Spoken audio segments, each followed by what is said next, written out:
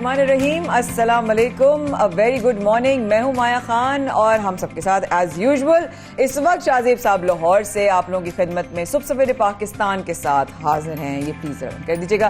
Programme का आगाज करने से पहले दुआ है कि आप लोगों के लिए ये दिन बहुत अच्छा, बहुत बेहतरीन, बहुत ही ब्राइट हो और बहुत अच्छी अच्छी खबरें आपके लिए आए। लेकिन इस वक्त प्रोग्राम का आगाज करेंगे सुबहनामा के साथ। शाहजेब, क्या ख्याल है प्रोग्राम का बाकायदा आगाज किया जाए सियासी नाश्ते से?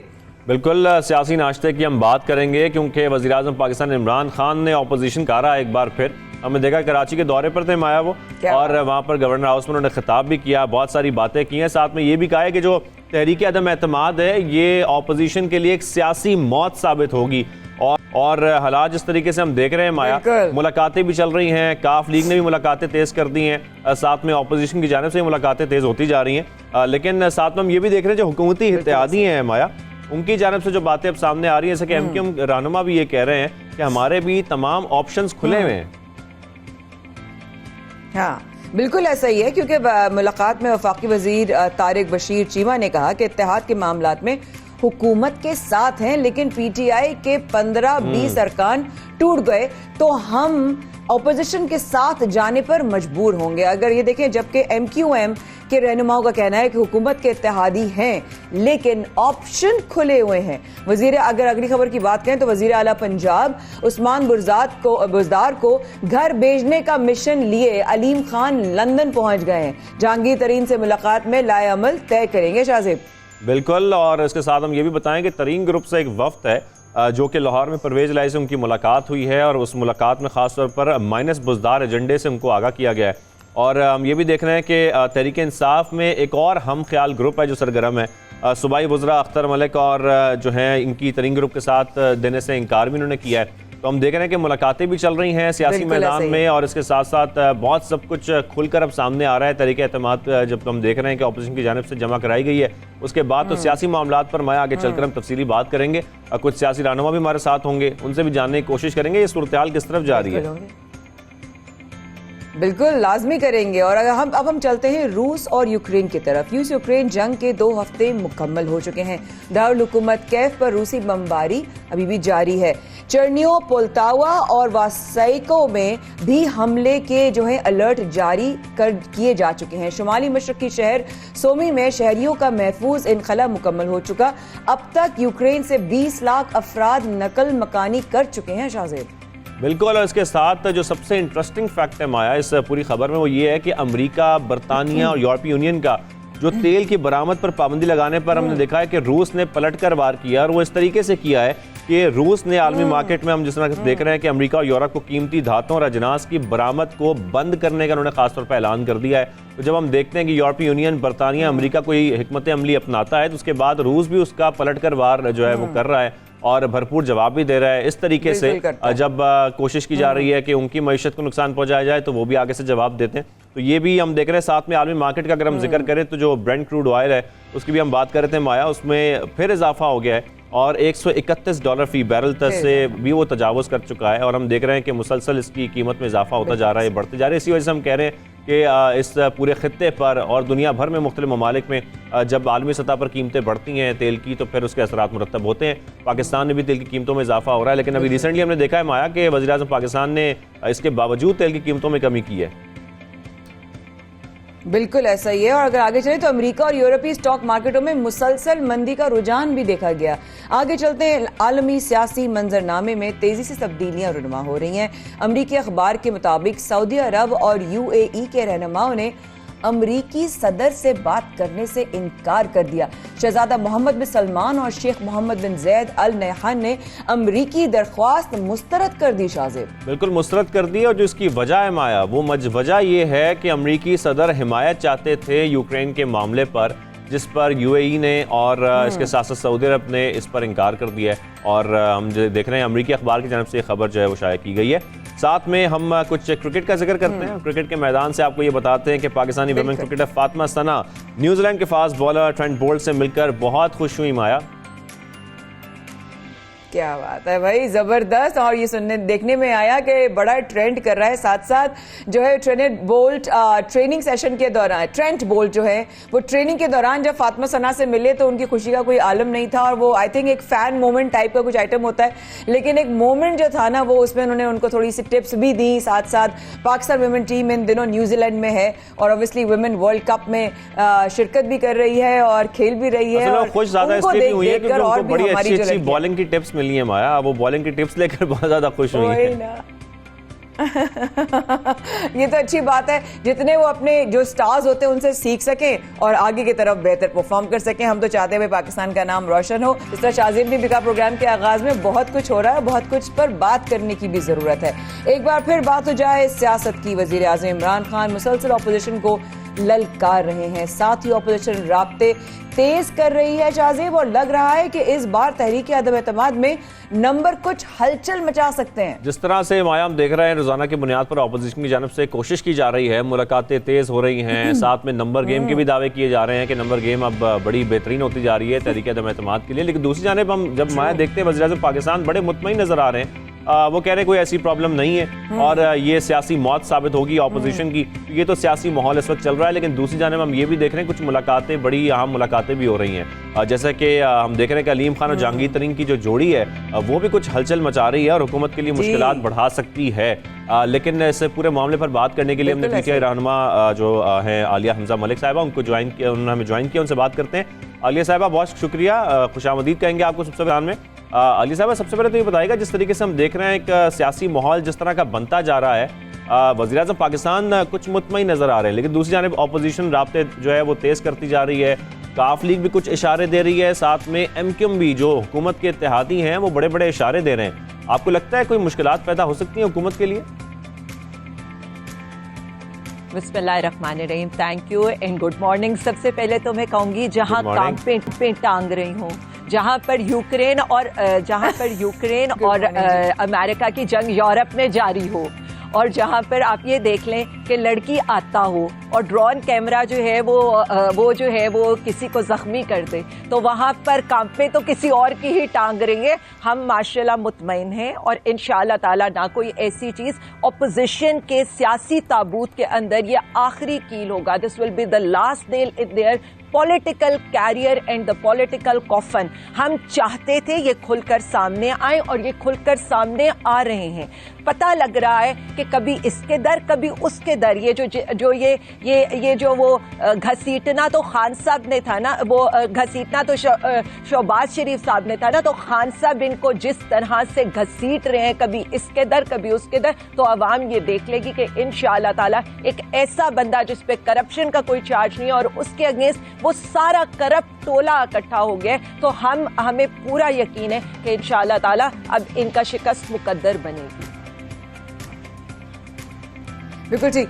तो अली साहबा, एक तरफ वज़ीर आज़म के खिलाफ तहरीक अदम एतमाद का दबाव, दूसरी तरफ पंजाब में अलीम खान और जहांगीर तरीन माइनस बुर्जदार फॉर्मूले पर काम कर रहे हैं, तो क्या पीटीआई को दोनों महाजों पर कामयाबी मिल सकेगी? What do you think? देखिए, सबसे पहली बात जो है, अलीम खान साहब हो जाएंगे, जहांगीर तरीन साहब हो जाएंगे, पीटीआई का ही हिस्सा है और पीटीआई एक जमहूरी जमात है। कोई ये जिससे कह ले कि खानदानी लिमिटेड पार्टी तो है नहीं कि वहाँ पर मौरूसियत हो, इसके बाद ये इसके बाद ये, तो हमारी जमात की जो चीज़ें हैं, और ये तो अपोजिशन को आप समझना चाहिए कि अगर उनके सारी की सारी बातें और उनकी सारी की सारी चीज़ें जहांगीर तरीन साहब की मिन्नतों पर आ गई हैं और अलीम खान साहब के तरले लगाने पर आ गई हैं, तो इसका मतलब है कि ये नहीं हो पाएगा ऑपोजिशन से। वो हमारे ही लोग हैं। ऑफ कोर्स ग्रीवियंसेस होते हैं, हर पार्टी के अंदर होते हैं, और जिस पार्टी में जमहूरियत हो, जिस पार्टी के अंदर सारे फैसले मुशावरत से होते हो, उनकी जो भी ग्रीवियंसेस हैं वो खान साहब दूर करेंगे। हमारे लोग हैं। अभी तक इन दोनों में से किसी ने ये तो नहीं कहा कि उन्होंने पीटीआई छोड़ के ऑपोजिशन के कैंप में बैठ गए। तो ऑपोजिशन जो है ना, वो be aware of all this thing, वो हमारे लोग हैं, हमारे साथ ही रहेंगे और दोनों एंड के ऊपर ऑपोजिशन। आलिया साहिबा, जो माइनस बुजदार की बातें हो रही हैं, इस हवाले से आपका क्या ख्याल है? देखिए, सबसे पहले तो मैं ये कहूंगी कि जो भी बातें हैं वो र्यूमर्स हैं, जो भी चीजें हैं वो हेयर एंड से है, जो भी बातें हैं, बात हम सिर्फ ये आपको बता रहे हैं कि बहुत से लोग शाह से ज्यादा शाह के वफादार हैं और बहुत से लोग ऐसे हैं जो है जिसे कह लें the storm in the tea cup, उसके मुहावरे के ऊपर ये लोग अमल पहराएं हैं। तो मैं तो ये कहूंगी अभी मैदान सामने है, अभी तो ये it's a matter of it's a nerves game. और खान साहब जो है ना, वो एक बात मैं आपको बता दूं, वो प्रेशर में और अच्छा खेलते हैं, तो वही बंदा आएगा जिसको खान साहब सिलेक्ट करेंगे और वही होगा। और पूरी तहरीके इंसाफ, मैं तो ये कहूंगी कि ऑपोजिशन ने एक दफा दोबारा तहरीके इंसाफ को मुत्तहिद कर दिया है और खान साहब जो डिसीजन करेंगे हम उसको बिल्कुल ऑनर करेंगे और हम पहले भी करते हैं और हम उन्हीं के साथ खड़े जो भी डिसीजन होगा। लेकिन आलिया साहब, आप ये कह रही हैं कि इस वक्त प्रेशर है हुकूमत में, जैसे कि आप जिक्र भी कर रही हैं, तो आप क्या समझती हैं? इस तरीके से हम देख रहे हैं कि एमक्यूएम जो है वो भी ये बात कर रही है कि हमारे ऑप्शंस तमाम खुले, तो इसके बारे में आपका क्या ख्याल है कि हुकूमत के लिए कोई मुश्किलात पैदा हो सकती हैं इसके बाद, अगर इस किस्म की इत्तेहादियों की जानिब से बातें सामने आएंगी तो? आपको लगता है कि हम पर थोड़ा सा भी प्रेशर है और आपको लगता है कि हम इस प्रेशर को फील भी करेंगे? हमें तो सिर्फ एक बात लगती है और वो बात ये लगती है कि जब ऑपोजिशन के सारे करप्ट एनालिसिस, आप ये सारे करप्ट लोग हैं, जिसमें से एक पर आज अभी इस वक्त जो पिटिशन चल रही है वो ये चल रही है कि वो 4 अरब उसके मकसूद चपड़ासी के अकाउंट में कहां से आए। जो दूसरा बंदा है जो सबका, जिसको अब मैं तो ये नहीं कहना चाहूंगी कि जो सबसे बड़ी बीमारी है, वो जो बीमारी है, खैर इनकी बीमारियां भी खान साहब ने तो छुड़वा दी है, एक की व्हील चेयर छुड़वा दी है, एक की बैसाखी छुड़वा दी है, तो इनको खान साहब भी ठीक कर सकते हैं। लेकिन वो जो सबसे बड़ी बीमारी है, जो खुद मनी लॉन्ड्रिंग के अंदर, खुद हर तरह के सरे महल, हर तरह की करप्शन के इन्वॉल्व है और इनका जो इमाम बना बैठा है, तो हम तो उनके लिए एक ही मैसेज देंगे कि पूरे पाकिस्तान को ये पता है कि आप किसके इशारे पर ये कर रहे हैं। जो आपको एतराज सिर्फ इस बात पर है कि खान साहब ने यूरोपियन यूनियन को क्यों इनकार किया, खान साहब ने आपकी तरह उनकी गुलामी क्यों कबूल नहीं किया।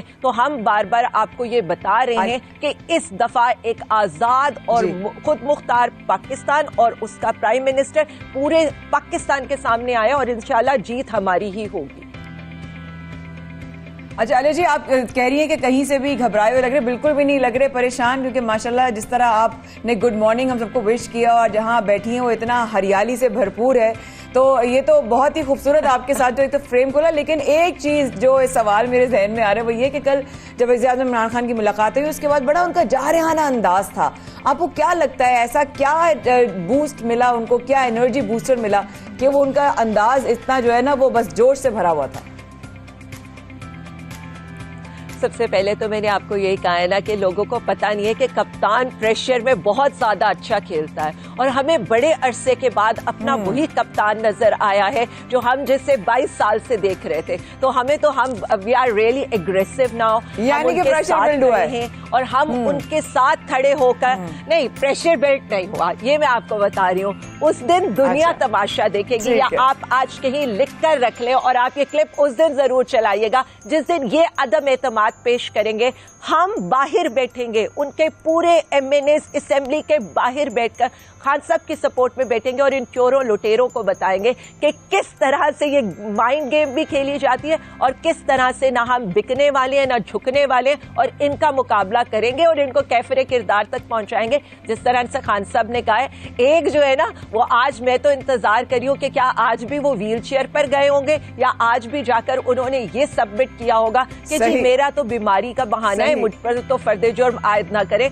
तो हम तो इंतजार करें कि इनकी लाइव ट्रांसमिशंस भी हम चलाएंगे, इनके सारे केसेस की डे बाय डे हियरिंग भी करेंगे और इन चोरों को कैफरे किरदार तक पहुंचाएंगे। जो एहतसाब का नारा हम लगा कर आए थे ना, उस एहतसाब के नारे को पूरा करके जाएंगे। और एक और चीज जाते जाते 2023 इलेक्शन भी हमारे और उससे आगे तक भी अब नहीं आने देंगे इनको, हम तो ऑपोजिशन ना ही समझे अब। ओह बहुत शुक्रिया आलिया जी। आलिया जी हमारे साथ मौजूद थी, रहनुमा पीटीआई, आपके वक्त का बहुत शुक्रिया। Also have a very good day. इसी सारे सियासत के मामलात पे जो सियासी माहौल चल रहा है शाहजेब, हमने इस वक्त जो है वक्त लिया है, हमें ज्वाइन किया है एमक्यूएम एमएनए उसामा कादरी साहब ने। आपको खुशामदीद कहते हैं उसामा साहब, बहुत शुक्रिया आपने हमें ज्वाइन किया। सबसे पहला सवाल यही है जनाब आपसे सर के तहरीक अदम-ए-एतमाद पेश जो है वो होते ही वज़ीर आज़म कराची आ गए और मुलाकात हुई, क्या मामला तय पाए हैं बतौर इत्तेहादी, क्या वज़ीर आज़म को सपोर्ट करेंगे? जी उसामा साहब। जी बहुत शुक्रिया आपका। देखिए, इमरान खान साहब से एमक्यूएम की काफ़ी अरसे से बातचीत जारी थी कि वो जो है कराची तशरीफ़ लाएं, तो वो एमक्यूएम के मरकज़ आएँ और गुज़िश्ता दिन जो है वो तशरीफ़ लाए। बहुत शुक्रिया उनका। लेकिन उस मीटिंग में समझिए कि मैं भी था, लेकिन उसमें कोई चीज़ ऐसी आदम एतमाद के हवाले से बात नहीं हुई, लेकिन कि हमने सपोर्ट करनी है या उन्होंने हमसे इस मौजू पर कोई बात की हो। लेकिन उन्होंने इस बात का तज़किरा बरमला के सामने किया कि एमक्यूएम वो वाहिद जमात है कि जिसका अपना एक तरीक़ेकार और अपना उसका नज़्म ज़ब्त बहुत अच्छा है, और मेरे 3.5 साल के दौरान एमक्यूएम ने कभी मुझे ब्लैकमेल नहीं किया और न ही कोई ऐसी फरमाइश की कि जो मेरे लिए नाकाबिल कबूल हो। उन्होंने अवामी मसाइल पर बात की, सूबा सिंध की बात की, शहरों की बात की और अवाम की बात की। तो ये एक खुशाइन बात थी। और बाकी जहाँ तक अदम एतमाद पेश करने की बात है, उसके आने की बात है, और तो मैं ये समझता हूँ कि एमक्यूएम ने वाज़ेह तौर पर एक चीज़ कही है कि हम पाकिस्तान के साथ और मुहिब वतन जमातों के साथ खड़े हैं। और हमने अपने गुज़िश्ता अदवार में 2018 के इलेक्शन के बाद हमने पीटीआई की सपोर्ट की थी कि शायद हमें ये एहसास हो रहा था कि अब एक नई जमात वजूद में आई है जो एहतसाब का नारा लगा रही है, जो पाकिस्तान का नारा लगा रही है, और हम उम्मीद रखते थे कि शायद वो जो है अपने उन मकासद में कि जो पाकिस्तान को की मईशत को तरक्की की जानिब गामजन करने में किरदार अदा करेगी और हम उसका हिस्सा बनेंगे। लेकिन शायद वो जो है वो अपने उन मकासद में इस करप्शन ज़दा माहौल में और इस करप्शन ज़दा जो असेंबली है और इसमें जो जागीरदार वडेरे और फाशिस्ट तबका जो बैठा हुआ है, शायद उसमें वो अपने इस दौर में उस हद तक काम ना कर पाए। और तो आज ये सूरत हाल सारी आपके सामने है। एमक्यूएम के पास ऑप्शन खुले हुए हैं, एमक्यूएम बातचीत कर रही। जी ठीक है, तो सामा साहब, एमक्यूएम ने वज़ीर आज़म इमरान खान के सामने क्या मुतालबात रखे और उनकी जानिब से क्या यकीन दहानी जो है वो कराई गई?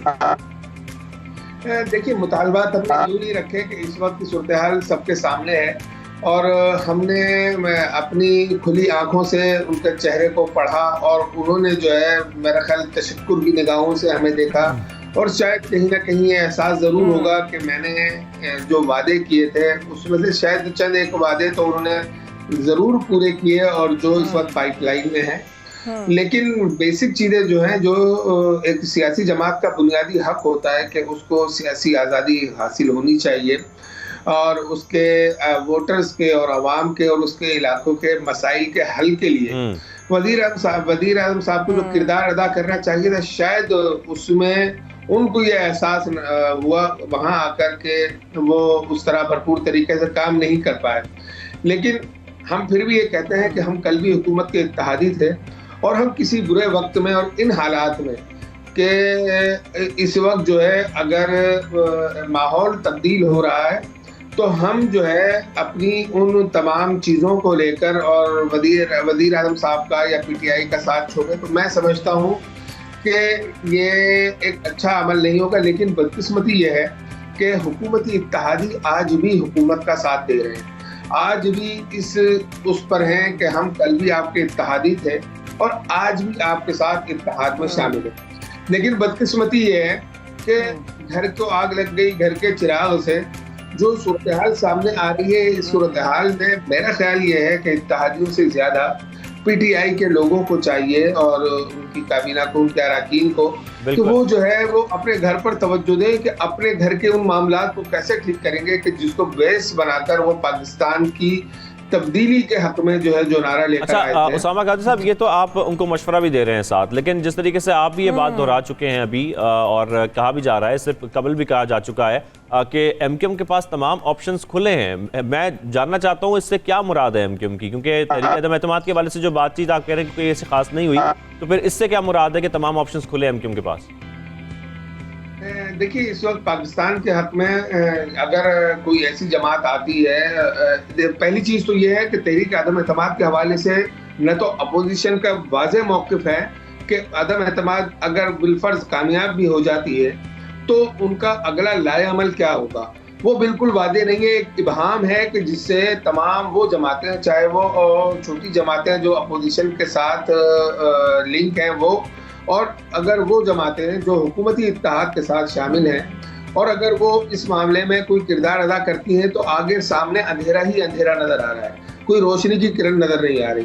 तो इस मामले में जो है एमक्यूएम का मौकिफ, जो आपका सवाल है इस पर मैं वादे कर दूं कि हमारे लिए ऑप्शन खुले होने का मकसद ये है, या हमारा कहना ये है कि अगर मुल्क के मफाद में कोई ऐसी चीज़ हुई कि अगर हमने ये समझा कि अपोजिशन जो है वो पाकिस्तान के हक में अपनी उन तमाम गलतियों को, साबका माजी की कोताहियों को रद्द करके और मुल्क के बेहतर मफाद में कोई ऐसा अमल सामने लेकर आती है, मंसूबा सामने लेकर आती है, तो हम यकीनन उस पर सोचेंगे और बाहमी मुशावरत के जरिए कोई फैसला हुआ तो पाकिस्तान के हक में, अपने वोटर के लिए और अपने सिंध के शहरी इलाकों के आवाम के लिए और सिंध के लिए जो बेहतर होगा वो करेंगे।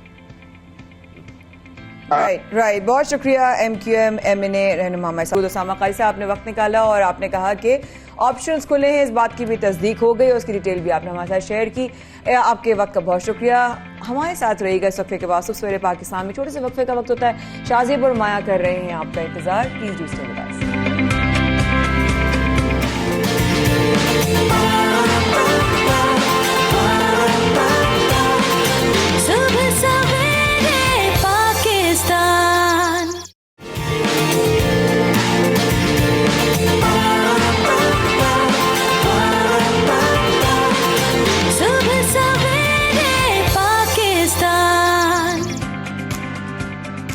एक बार फिर हमारे साथ रहने का बहुत शुक्रिया। शाज़ेब और माया कर रहे थे आपका इंतजार वक्फे में भी, और हम बात कर रहे थे कि सियासी माहौल के साथ साथ और कितनी गहमा गहमी है। शाज़ेब, अगर आप बात करें वज़ीर दाखिला, वज़ीर ख़जाना शौकत तरीन साहब की, तो उनके स्टेटमेंट का भी जिक्र कर लेते हैं प्रोग्राम में। वज़ीर ख़जाना का कहना है कि मौजूदा सियासी हालात, IMF को कहा है कि हाथ हौला रखें।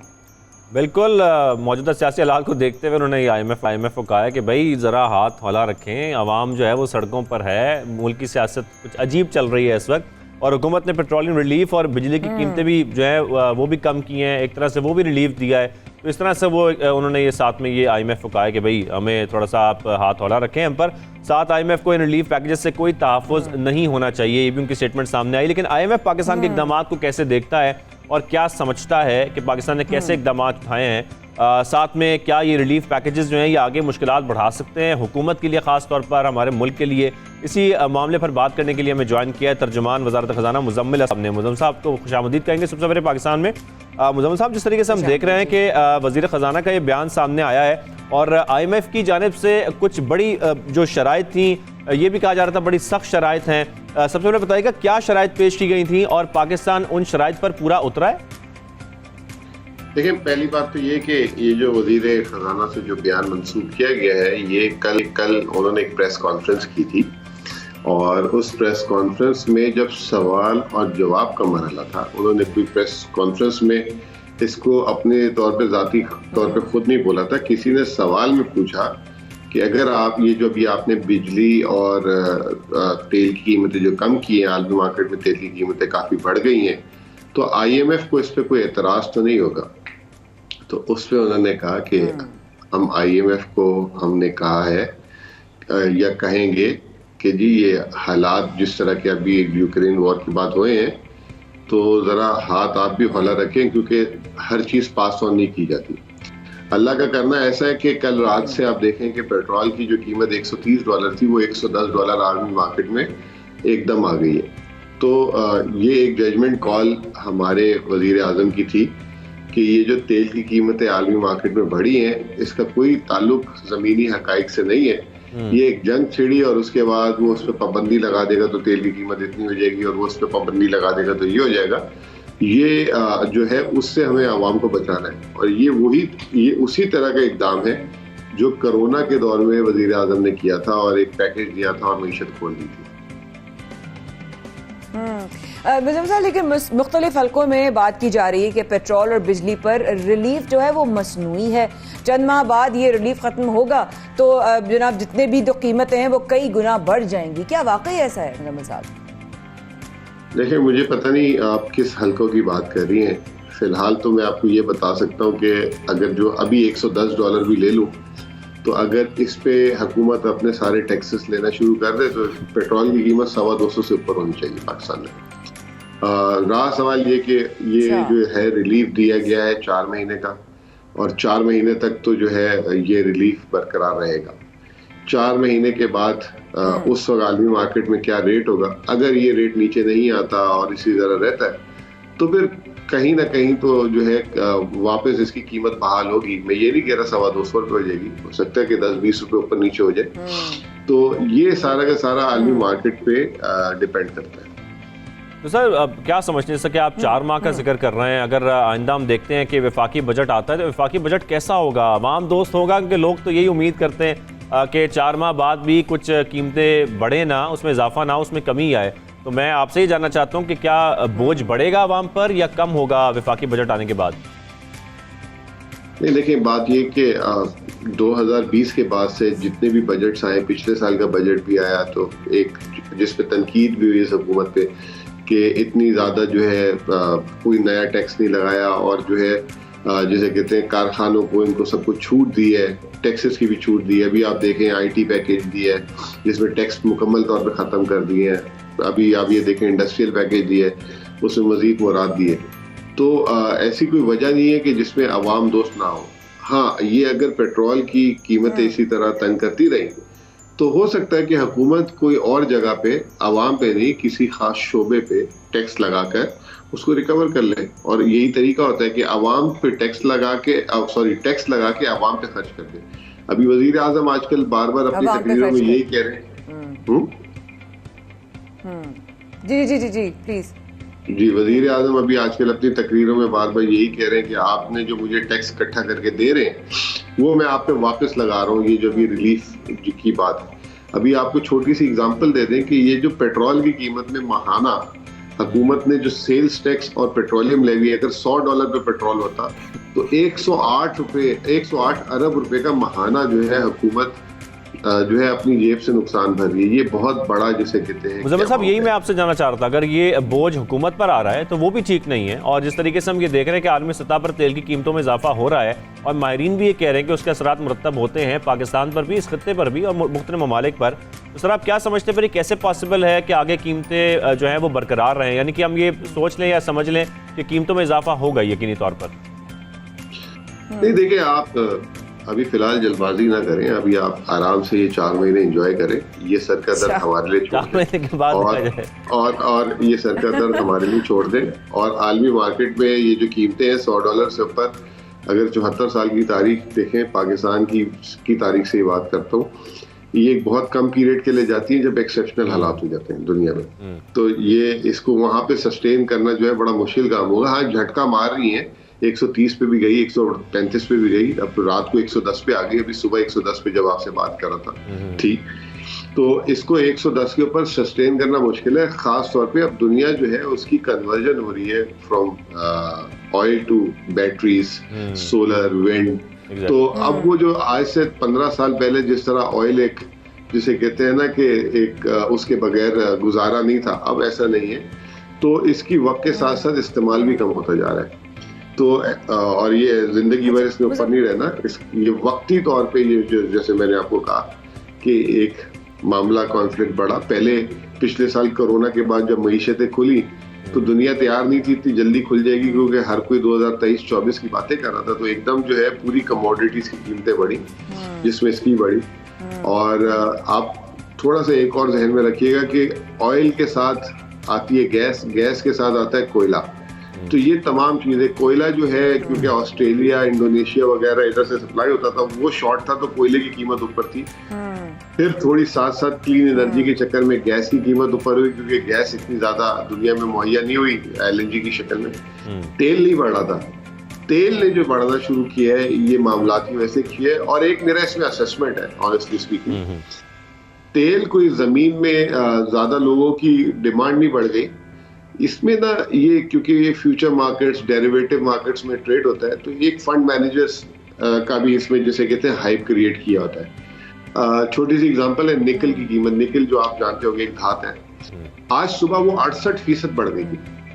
और वो इसलिए नहीं बढ़ गई थी कि सुबह किसी को बहुत ज्यादा निकल चाहिए था आलमी मार्केट में, वो इसलिए बढ़ गई कि किसी ने शॉर्ट किया, किसी ने लॉन्ग किया हुआ।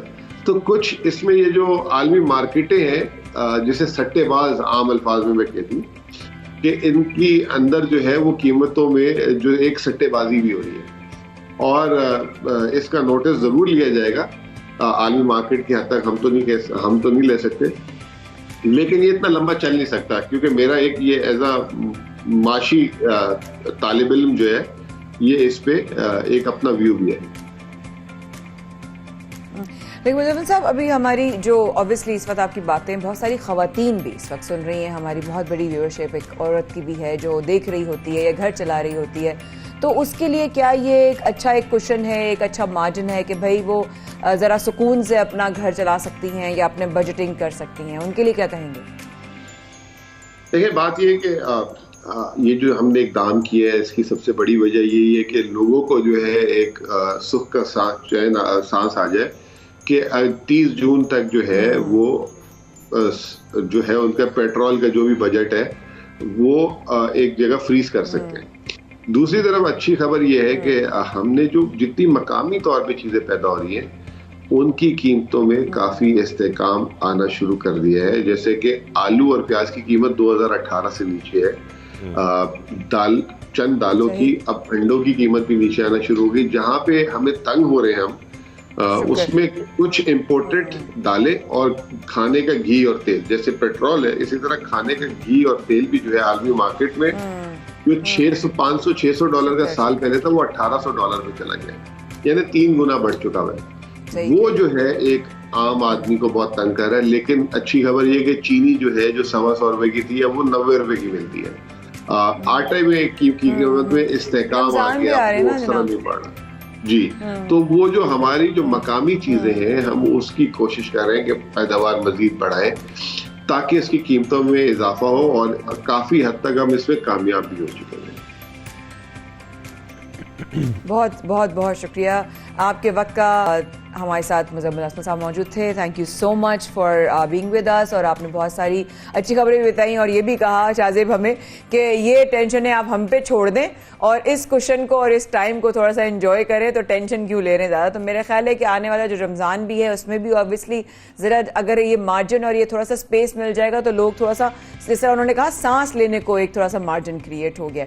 तो आगे बढ़ते हैं शाहजेब, एक बड़ी खबर जो है वो सोशल मीडिया पर भी बहुत गर्दिश कर रही है और हम बहुत सुना, कराची से टोरंटो जाने वाली जो परवाज में जो मुसाफिर को दिल का मशकूक दौरा साबित हुआ, वो क्या माजरा है सारा? बिल्कुल माया, जिस तरीके से हम देख रहे हैं कि पीआईए को 1 करोड़ 25 लाख रुपए का नुकसान बर्दाश्त करना पड़ा है इस पेशेंट की वजह से, लेकिन खैर अगर वाकई ऐसा था तो फिर तो इंसानियत के लिए ये होना ही था। लेकिन क्योंकि जिस तरह से ये बताया जा रहा है कि मुबैना तौर पर दिल का दौरा पड़ने वाले की जो रिपोर्ट सामने आ रही हैं वो कुछ मशकूक हो गई हैं, कुछ शकूक व शुबहात उसमें हैं, और जिस तरीके से ये बताया भी जा रहा है कि उन्हें निजी अस्पताल मुंतकिल किया गया था और वहाँ पर ये इंकशाफ हुआ है कि मुतल्लिका मुसाफिर रवानगी से कबल 2 मरतबा कन्फर्म टिकट मनसूख करवा चुके हैं। तो ये बात भी कुछ निशानदेही करती है, लेकिन इस पर तहकीकात होनी चाहिए माया। बिल्कुल होनी चाहिए, और वही वाली बात है कि जब मशकूक साबित हुआ और उन्होंने सफर से पहले, और इतना बड़ा नुकसान ऑब्वियसली 1 करोड़ 25 लाख रुपए बहुत बड़ी रकम होती है, क्योंकि जाहिर है एक इंसानी जान का मामला था, तो उन्होंने 2 दफा टिकट अपनी जो है वो कैंसिल करवा कर फिर इस फ्लाइट पर वो गए।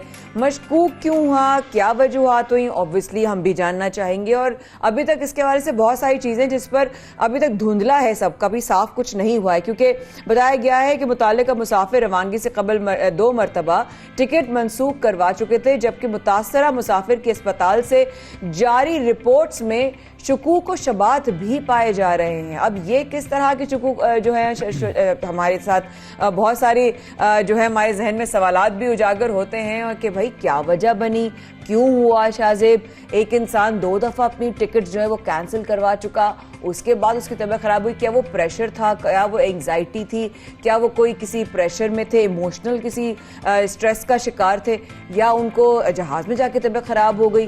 बहुत सारे इंसान जो है वो सवालात सवाल आते जहन में हैं शाहज़ेब? बिल्कुल ऐसे ही, और इंसानी जान बचाने के लिए PIA की कोशिश भी यही होती है कि फौरी तौर पर जहाज़ को वापस एयरपोर्ट पर उतार लिया जाए, जल्द से जल्द तिब्बी इमदाद दी जाए, अस्पताल मुंतकिल किया जाए ताकि एक इंसानी जान बचाई जा सके। लेकिन जिस तरीके से शकूक व शुबात इसमें पाए जा रहे हैं, जिस तरीके से रिपोर्ट सामने आ रही हैं, उनका रिकॉर्ड चेक किया जा रहा है, 2 बार वो कंफर्म टिकट जो है वो मनसूख करा चुके हैं, तो ये तमाम चीज़ें कुछ माया इशारे दे रही हैं। वो इशारे इस किस्म के दे रहे हैं कि कुछ इसमें प्रॉब्लम तो है। अब वो प्रॉब्लम ढूंढने के लिए इस पर तहकीक करनी पड़ेगी ताकि ये मालूम हो सके क्या वाकई ऐसा प्रॉब्लम था, क्या वाकई वो दिल के मरीज़ हैं, और ये सब क्योंकि इसकी वजह से, एक पेशेंट की वजह से जहाज़ को या किसी भी जो भी एयरलाइंस हैं उनको अच्छा खासा नुकसान उठाना पड़ता है। जिस तरीके से हम PIA की भी बात कर रहे हैं कि PIA को तकरीबन 1,25,00,000 रुपए का नुकसान पहुँचा है इस एक शख्स की वजह से। तो इस नुकसान से भी बचने की कोशिश वो करते हैं ताकि नुकसान ही ना हो। और वैसे शाहज़ेब, कोई भी एयरलाइन हो, उसका सबसे पहले मकसद ये होता है कि या तो उसका कोई डॉक्टर हो तो वो उसका इलाज कर सकता हो तो कर ले, वरना तो अगर इतनी इमरजेंसी हो तो फिर इस तरह का डिसीजन लेना पड़ता है। क्या माजरा हुआ, क्यों शकूक व शुबात के जो है वो इस वक्त पॉइंट्स उजागर हो रहे हैं? हमें ज्वाइन किया है तर्जुमान PIA अब्दुल्ला हफीज साहब ने, बहुत शुक्रिया आपने काला और आपने हमें ज्वाइन किया। अब्दुल्ला हफीज साहब, पहला सवाल तो ये क्या वाकया पेश आया, मुसाफिर कौन था, क्या हुआ, इतना क्यों मतलब बड़ा जो है डिसीजन ले लिया गया, और फिर उसके बाद शक शुबात? बहुत शुक्रिया। देखें, ये कराची से टोरंटो की परवाज़ थी PK 7838 मार्च की, जिसका डिपार्चर कराची से लोकल वक्त के मुताबिक 11:15 के करीब हुआ था। जब जहाज़ टेक ऑफ हुआ और टेक ऑफ के बाद वो लेवल हो गया, लेकिन वो पाकिस्तानी हदूद के अंदर ही था, तो एक पैसेंजर जिनका नाम सैयद अहमद वसी था और वो सीट नंबर 44 एको या E के ऊपर बैठे हुए थे, उन्होंने शिकायत की कि उनको जो है सांस नहीं आ रही या उनकी जो है वो तबीयत बहुत ज़्यादा ख़राब हो गई, और उन्हें ऐसा शो किया कि जैसे वो फेंट भी होना शुरू हो गए। फ़ौरन से पहले जो प्रोसीजर होता है, जहाज़ के अंदर अनाउंसमेंट की गई कि अगर कोई डॉक्टर है तो आके उनको देखे। डॉक्टर आया, डॉक्टर ने आके उनकी पल्स देखी, पल्स नॉर्मल थी। बाकी तमाम देखी, उनको वो समझ नहीं आई, लेकिन वो चूँकि पैसेंजर कंप्लेन बहुत ज़्यादा कर रहा था कि मेरे जो बाजू में भी दर्द हो रही है, मेरे दिल में भी दर्द हो रही है, तो इस सूरत हाल के अंदर कप्तान ने फैसला किया कि सेफ्टी और इंसानी जान बचाने के लिए ये चीज़ ज़रूरी है कि जहाज़ को वापस हम कराची ले गए, और वहाँ पे जाके है ग्राउंड के ऊपर इस जो मरीज़ है उसको फर्स्ट एड प्रोवाइड की जाए, या उसका जो भी आगे इलाज मुआवजा होगा उसका पूरा प्रोसेस शुरू किया जाए। लिहाजा कप्तान ने वापस मुड़ने का फैसला किया। उसने कंट्रोल टावर को बताया। अब मसला ये था कि जहाज़ जो कि 777 बोइंग -200 था, और बहुत बड़ा जहाज होता है, उसका 225 टन के करीब वजन होता है, पूरा जहाज होता है। उसने कोई 15 घंटे की फ्लाइट का फ्यूल भी उसने लिया हुआ था।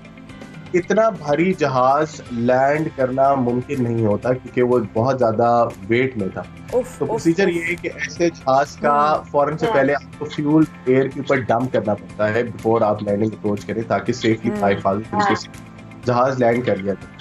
तो जहाज के अंदर 85,000 लीटर या 1 लाख किलो, जो कि 100 टन के करीब बनता है, वो जहाज जो है वो हमें डंप करना पड़ा समंदर के ऊपर जाके। उसके बाद जहाज को हमने अटेंड करा के हमने लैंड कराया, और लैंड कराने के बाद जहाज पार्क हुआ। ग्राउंड के ऊपर तमाम पहले से मैसर की गई थी, वो अवेलेबल थी, वो फौरन से पहले उनको एम्बुलेफ्टर के जरिए उतारा गया।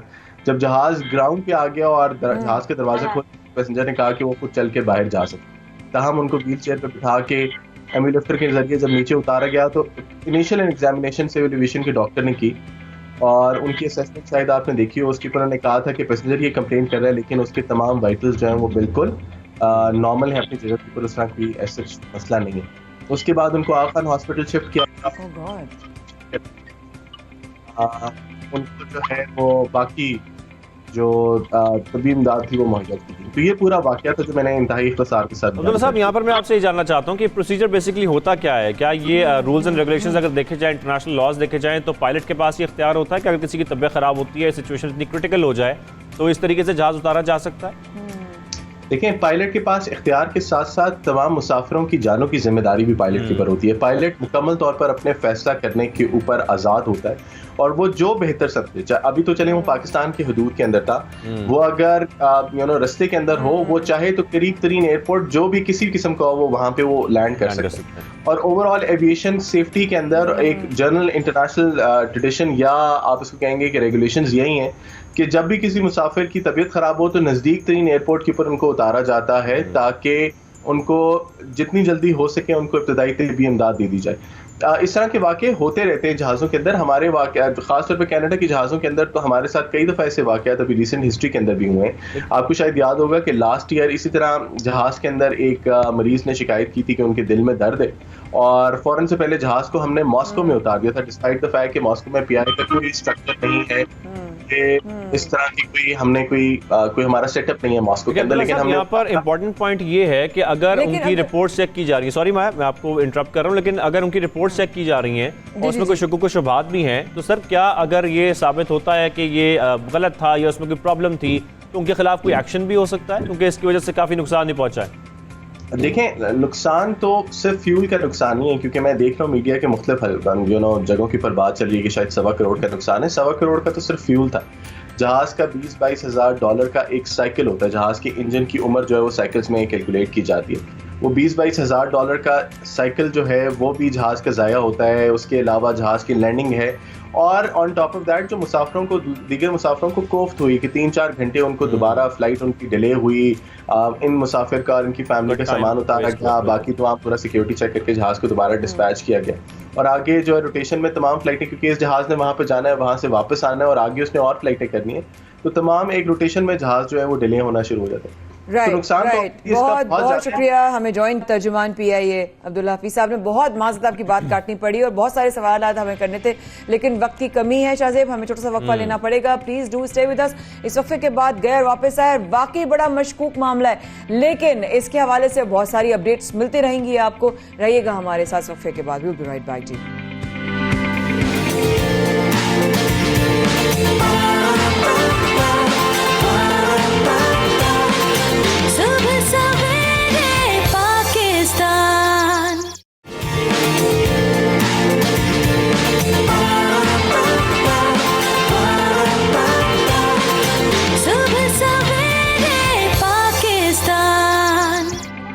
चलते हैं शाहजेब अगले से तरफ, जो कि सिंध पुलिस के हवाले से है। बिल्कुल, कच्चे के डाकुओं से हवाले से हम बात करेंगे कि जिस तरीके से हम देखते हैं उनको लड़ने के लिए पुलिस की हिकमत अमली तैयार जो है वो अब हो चुकी है बाकायदा तौर पर, ये होनी भी चाहिए उनसे मुकाबला करने की, क्योंकि हमारे इसमें हम अक्सर देखते हैं कि जदीद और ताकतवर जो बख्तरबंद गाड़ियां हैं वो एक ज़रूरत है इस वक्त सिंध पुलिस की खास तौर पर, और अब उसको फ्लीट में शामिल भी किया गया है। तो ये बड़ी अच्छी खबर है, क्योंकि हम देखते हैं कि इस बख्तरबंद में डाकुओं से मुकाबले के लिए 7 मोर्चे भी बनाए गए हैं, क्योंकि अक्सर हमारे जो पुलिस एहलकार हैं वो शहीद हो जाते हैं, उनको नुकसान पहुंचता है और उनको खतरा भी होता है। उनको उस खतरे से बचाने के लिए एक अच्छा कदम उठाया गया है, मुकाबला करने के लिए तमाम डाकुओं से। खासतौर पर जब हम कच्चे के डाकुओं का हवाला देते हैं तो बहुत सारे ऐसे वाकयात हैं माजी में इसका हम जिक्र करते हैं। तो इस पर बात करने के पहले हमने नुमाइंदा 92 न्यूज़ हैं कादिर लाशारी, उनसे मजीद कि क्या डिटेल्स हैं उस पर, उसके बाद इस पर तफसीली बात भी करेंगे। जी बिल्कुल, सिंध पुलिस ने ये जो बख्तरबंद गाड़ी है इसको मुकम्मल तौर पे नाकारा करार दे दिया है। कच्चे में खास तौर पे कच्चे में जो डिस्ट्रिक्ट आते हैं जिसमें कशमोर, कनकोट, उसके अलावा शिकारपुर, घोटकी और सखर की एरिया आती है, उसमें ये जो गाड़ियां हैं बख्तरबंद गाड़ी जो है उसमें पहले जो मुकाबले हुए हैं उसका जो तजर्बा हुआ है पुलिस को, खासतौर पे अभी तक 5 से ज़्यादा बख्तरबंद गाड़ी जो है वो तबाह हो गई हैं। उसके अलावा 10 से मजीद जो है वो जवान जो है वो शहीद भी हुए हैं। उसके बाद पुलिस का ये कहना है कि ये जो बख्तरबंद गाड़ी है इसमें डाकुओं के पास जो असला है उसमें ये नाकाम गई है, क्योंकि उनके पास एंटी एयरक्राफ्ट गन है, उसके अलावा रॉकेट लॉन्चर है। उस हवाले से इसकी चादर जो है वो सिर्फ गोली उसमें क्रॉस नहीं कर सकती, लेकिन एंटी एयरक्राफ्ट गन जो है उसकी गोली इसमें आरो पार जा रही है। उसके अलावा रॉकेट लॉन्चर जो है वो भी इसको नुकसान दे रहा है। अभी तक 5 से मजीद गाड़ियां जो है वो तबाह हुई हैं। उसके बाद अब जो रिपेयर करवा रहे हैं उस हवाले से SSP कशमोर कनकोट अमजद शेख का कहना है कि हम जो गाड़ियां रिपेयर कराने के लिए अभी टैक्सला भेजी हैं उसमें ये मुआहदा तय हुआ है कि इसमें चादर जो है वो मजीद बढ़ाएंगे। वो जो गाड़ियां होंगी उनको रॉकेट लॉन्चर भी असर नहीं करेगा, उसके अलावा एंटी एयरक्राफ्ट गन जो है वो भी उसमें असर नहीं करेगी। उसके अलावा उनका कहना है कि इसमें एक मोर्चा बना हुआ है, ऊपर जो मोर्चा है वो एक ही है। उस हवाले से मुकाबला जब होता है तो डाकुओं के जो टोले होते हैं उसमें ज्यादा डाकू होते हैं, तो एक सिपाही जो है वो मुकाबला नहीं कर सकता। उस हवाले से भी कहा गया है कि इनमें मोर्चे जो है वो बढ़ाए जाएं। अभी जो मुआहदा हुआ है उसमें कहा गया है कि 4 से मजीद जो है वो इस गाड़ी के ऊपर मोर्चे होंगे, उससे वो जवान मुकाबला कर सकेंगे। अब कुछ ही दिनों में, कुछ ही महीनों में गाड़ियां जो हैं वो पुलिस को मिल जाएंगी, जो कि कच्चे के इलाके में जो डिस्ट्रिक्ट आते हैं उनके हवाले कर दी जाए। शुक्रिया कादिर भाई, आपने हमें अपडेट किया और बताया भी कि इस तरह से मुकाबला करने में आसानी होगी और हमारे अपने पुलिस एहलकारों की जो शहादतों के जो नंबर्स हैं इंशाल्लाह वो ना होने के बराबर हो जाएंगे। इसी मामले में मजीद बात करने के लिए हमें ज्वाइन किया है SSP कश्मीर पठानकोट अमजद शेख साहब ने। आपको खुशामदीद कहते हैं अमजद साहब। सबसे पहले तो सवाल ये है, आपको ज्वाइन करने का बहुत शुक्रिया, लेकिन पहला सवाल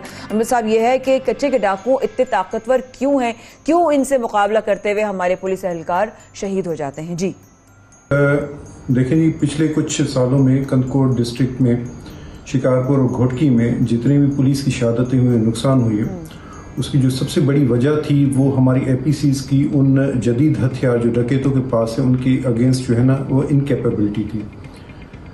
रिसेंट पिछले साल जो शिकारपुर में 3 शहादतें हुई, उसके अलावा घोटकी कच्चे में ऑपरेशन में जो शहादतें हुई, उनका सबसे बड़ा वजह था कि जो डकैतों के पास जदीद असला है जिसमें एंटी एयरक्राफ्ट गन है जिसको 12.7 कहते हैं, या जो RPG है जिसको जो वो उसने इतनी कोई डेटरेंस नहीं थी हमारी APCs के, उसको वो रेजिस्ट कर सके। नतीजा क्या हुआ कि जो हमारी APCs जो कच्चे के ऑपरेशन में जाती थी वो एक शूटिंग डक के तौर पर हो जाती थी, जिन पर वो अपने असले आजमाते थे और वो जो फाइटिंग कैपेबिलिटी थी APCs की वो उस पोटेंशियल में नहीं रही।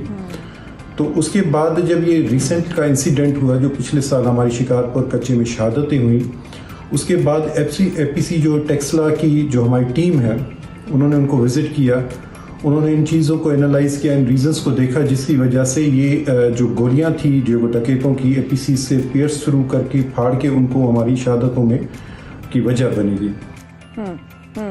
बिल्कुल। अच्छा, इसके साथ साथ हम ये भी बिल्कुल हम ये भी जानना चाहते हैं, जैसे कि माया आप जिक्र भी कर रही हैं कि हमारे नुमाइंदे बात बता रहे हैं कि जदीद टेक्नोलॉजी और जो जदीद इस वक्त गाड़ियां हैं उनको फ्लीट में शामिल किया जा रहा है बख्तरबंद गाड़ियों को। तो सर ये बताएगा कि इसकी तफसील क्या है, इसके अंदर क्या क्या कैपेबिलिटीज़ होंगी अब जो बख्तरबंद गाड़ियां शामिल की जा रही हैं फ्लीट में? चीज़ें थी। नंबर 1 तो उसकी जो एडिट आर्मर करना था, जाने मतलब जिस तरीके से उसको शील्ड है, जो आउटर उसकी जो डिफेंस शील्ड से उसको स्ट्रेंथन करना था, ऑगमेंट करना था, एक और शील्ड को ऐड करना था।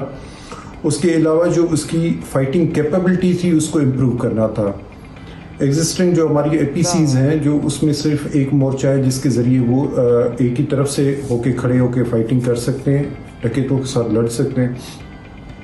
अब जो हमारी नई जो मॉडर्नाइज हो रही, जो अपग्रेड हो रही, उसके साथ हमारे 5 मोर्चे हो जाएंगे जिसके साथ 5 जवान बैक वक्त APCs में खड़े होके वो फाइट कर सकते हैं।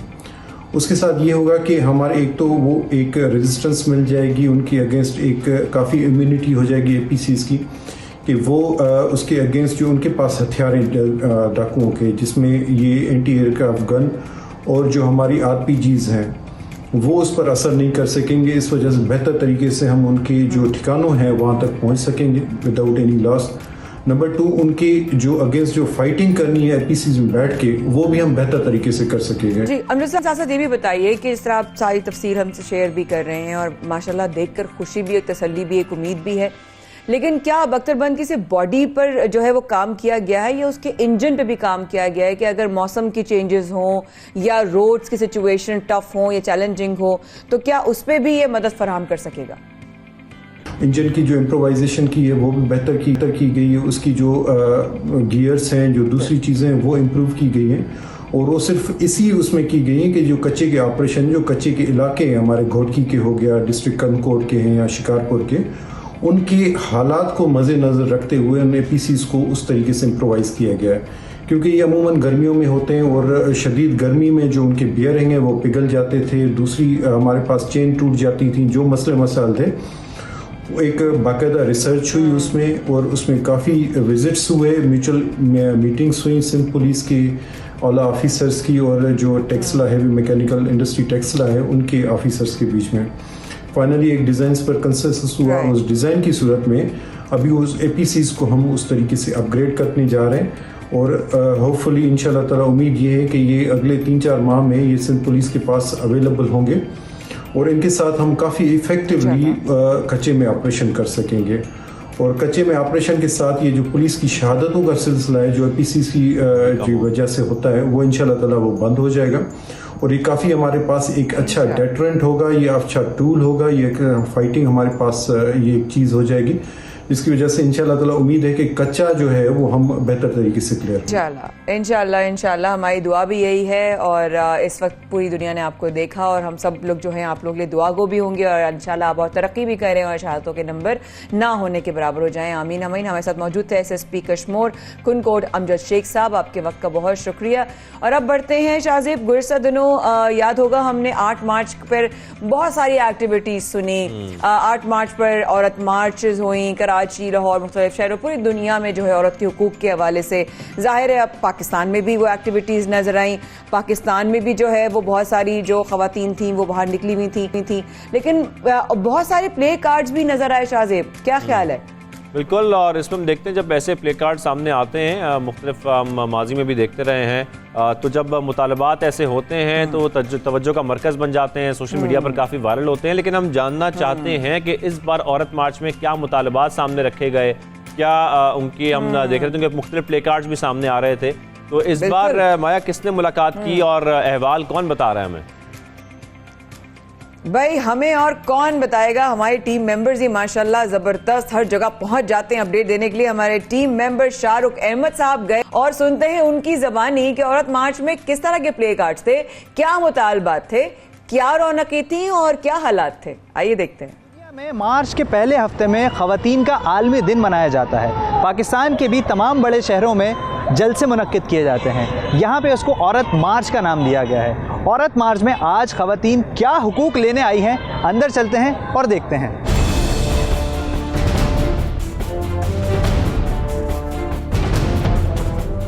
फरिया मैम हमारे साथ मौजूद हैं, इनसे बात करते हैं इस मार्च से मुताल्लिक। बड़े सक्सेसफुल इवेंट्स चल रहे हैं, ये 5वां एडिशन है जी। क्या आप समझ रहे हैं कि अभी आगे की तरफ ही जा रहा है? क्यों नहीं आगे की तरफ जा रहा है? जिसको आप धक्का दोगे वो और आगे जाएगा, जो आप पीछे करने की कोशिश करोगे वो आगे जाएगा।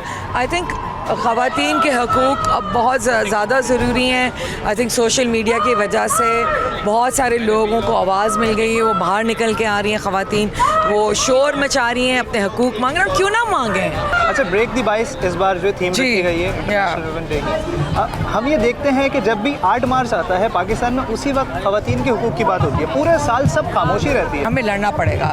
अभी मैंने कह रही थी किसी और को कि कंदील का केस बहुत गलत हुआ, जस्टिस के लिए लड़े, लोग कह रहे थे नूर के साथ भी होगा। मैंने भी ये लिखा था ट्विटर पर, क्योंकि आप इस मुल्क में यकीन ही नहीं कर सकते कि आपको जस्टिस मिलेगा या किसी को कोई चीज़ चेंज होगी, लेकिन चेंज टाइम लगता है। अच्छा, अक्सर ये बात की जाती है कि 8 मार्च को जो मंशूर होते हैं वो कहीं पीछे रह जाता है और बैनर्स की बात होती रहती है, तो ऐसा क्यों होता है? अगेन मैं यही कहूँगी, अनएजुकेटेड, इग्नोरेंस बहुत है हमारे मुल्क में। जब तक इग्नोरेंस ख़त्म नहीं होगी, हर बंदा समझता है कि मुझे बेहतर पता है। अरे भाई, दूसरे बंदे की आवाज़ तो सुनो, सुनने का मौका तो दो। डेमोक्रेसी है आफ्टर ऑल। ख़ास तबके से, ख़ास क्लास के लोग हैं जो ये इस मार्च को कर रहे हैं, गरीब बेचारा नहीं आ पा रहा, ऐसा है क्या कुछ? नहीं, आप देखें लड़की, हर तबके की औरत बैठी हुई है।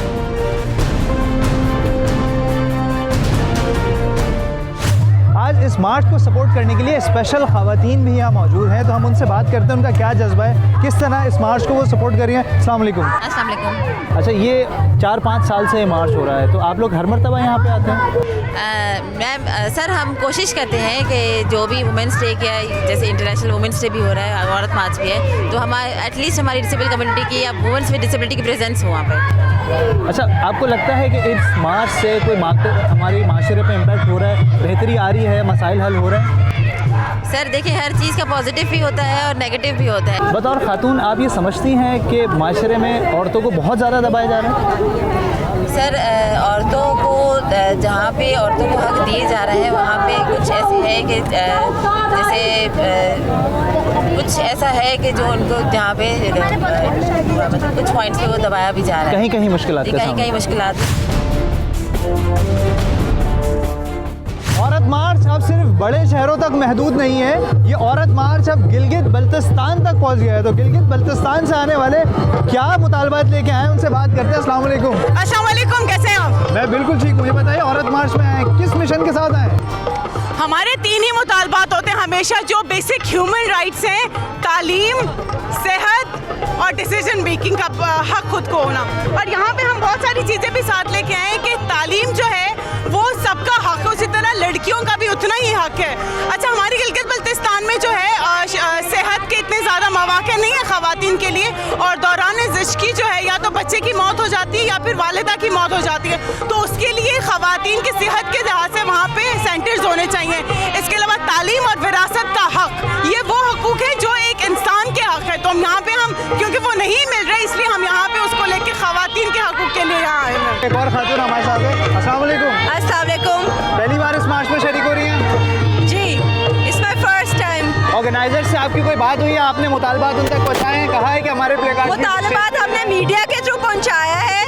इस ग्रुप में मर्द भी इनका साथ दे रहे हैं, शाना बशाना खड़े हैं, उनसे भी बात करते हैं। अस्सलाम वालेकुम। औरत मार्च में आमतौर पर जब मर्द शरीक होते हैं तो उनको बड़े तनकीद का सामना होता है, आपके साथ भी ऐसा ही है? नहीं, तनकीद तो खैर आप जो भी काम करोगे करते हैं तनकीद करने वाले, लेकिन देखिए जब मुआशरे की बात करते हैं, हम तब्दीली की बात हैं या किसी भी काम के लिए औरत और मर्द जब साथ नहीं चलेंगे तो ना वो तब्दीली आ सकती है, ना वो काम हो सकता है। बराबरी की बुनियाद पर जब हम काम करेंगे तो वो काम हो सकता है, पाए तकमील तक पहुंच सकता है।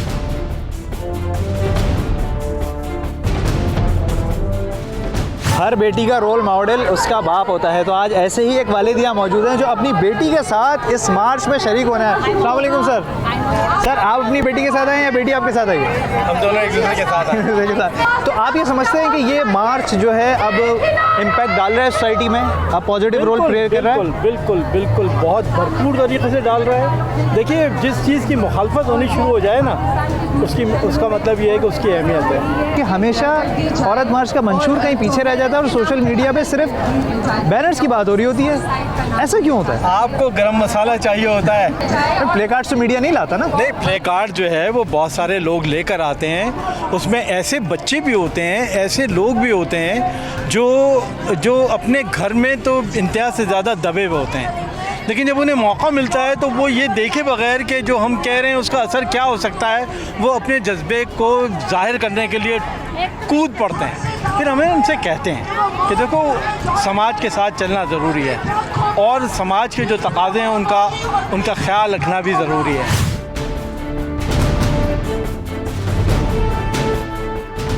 इस साल ख़वातीन के आलमी दिन की थीम रखी गई है ब्रेक दी बाइस, यानी कि तासुब को सिर्फ तस्लीम नहीं करना बल्कि मसावात पर अमल भी करना है।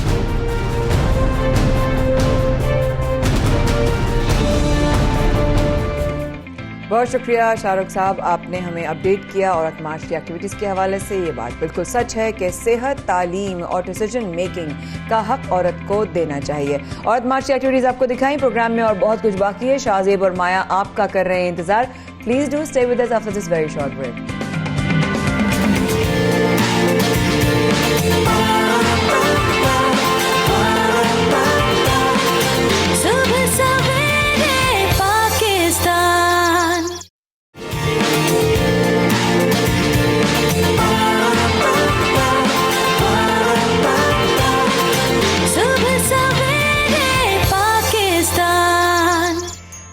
सुबह सवेरे पाकिस्तान में एक बार फिर शाहजेब और माया आपको खुशामदीद कहते हैं। Thank you so much for staying with us. और अगर हम आगे सेगमेंट की बात करें शाहजेब, तो काफ़ी दिन गुजरे और कुछ दिन में डिस्कशन भी रहा इस हवाले से कि तालीमी मैदान में उस हवाले से हम अभी बात करें कि मुख्तलिफ दौर में हमारे तालीमी निज़ाम पर कई सवाल उठते रहे हैं ऑफकोर्स, और कई जो है वो नकाइज भी सामने आए हैं। साथ साथ अब चेयरमैन HEC का भी जो है वो कहना है कि हमारा तालीमी जो ना अच्छा तालिब इल्म पैदा कर सकता है और ना ही अच्छे शहरी पैदा कर सकता है। आपने भी आई एम श्योर ये पढ़ा होगा, हम उसमें डिस्कस भी कर रहे थे। बिल्कुल, चेयरमैन HEC की जानिब से ये बयान सामने आया और जिस तरीके से वो जो तालीमी निज़ाम है उसकी निशानदेही कर रहे हैं कि इससे ना इस निज़ाम की वजह से अच्छे शहरी आ रहे हैं सामने, ना अच्छे तालिब इल्म बन रहे हैं। तो ये बहुत बड़ा सवाल है जो कि तालीमी निज़ाम पर उठता है कि क्या वो चीज़ें हैं जो बेहतर करने की ज़रूरत है, क्या इक़दाम फौरी तौर पर उठाने की ज़रूरत है ताकि हमारा तालीमी निज़ाम बेहतर हो सके। साथ में जिस तरीके से चेयरमैन HEC डॉक्टर तारिक साहब ने यह भी कहा है कि मुल्क अपने तालीमी निज़ाम में